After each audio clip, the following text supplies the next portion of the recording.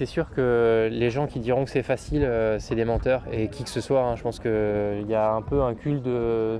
On ne dit pas qu'on a mal, alors je ne sais pas quel est l'intérêt de se positionner comme ça, mais c'est de toute façon des bateaux exigeants. Je veux dire, vu l'humidité, vu le bruit, vu l'exigence physique, voilà, à un moment donné, c'est dur pour tout le monde. Et Bilou, notamment, qui m'accompagne depuis le début dans ce projet, a souvent un regard positif de la situation, mais c'est pas pour autant qu'il souffre pas.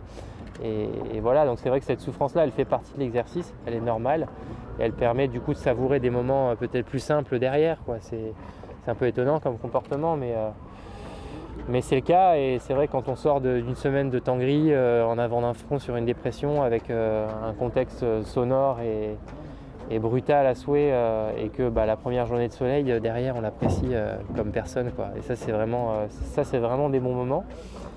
Et puis après il y a tous les moments de confrontation, quoi. C'est-à-dire que moi je sais que personnellement ce qui m'excite dans cet exercice c'est la compète, c'est la confrontation.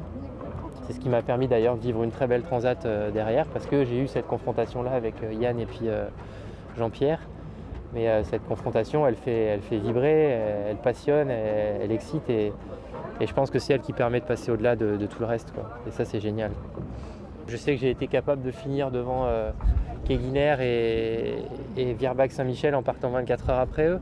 Donc toutes ces choses-là, tous ces petits détails, c'est des choses importantes pour moi, et c'est des choses positives. Donc voilà, ça a été non sans mal, hein, ça a été difficile parfois, voire souvent.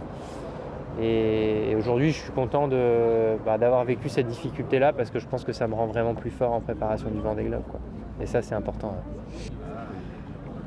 Je pense que la première chose, c'est de montrer qu'on est capable de réagir quand il nous arrive des choses difficiles. Et c'est vrai que depuis 1 an et demi, quasiment 2 ans avec ce projet et ce bateau, on a eu beaucoup de difficultés.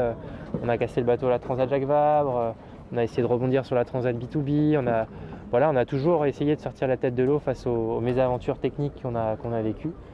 On en a eu encore sur le convoyage en allant jusqu'à New York, donc c'est vrai que ces événements sont assez traumatisants et peuvent des fois faire du mal, mais à chaque fois on a rebondi, et on a continué à rebondir sur cette course-là comme on l'a montré en terminant même la course honorablement et devant les autres qui étaient dans le même cas que nous. Donc voilà, je pense que toutes ces épreuves-là nous rendent aujourd'hui vraiment plus forts et mieux préparés à l'entame du Vendée, quoi. Et ça, c'est important mentalement. Tu as l'impact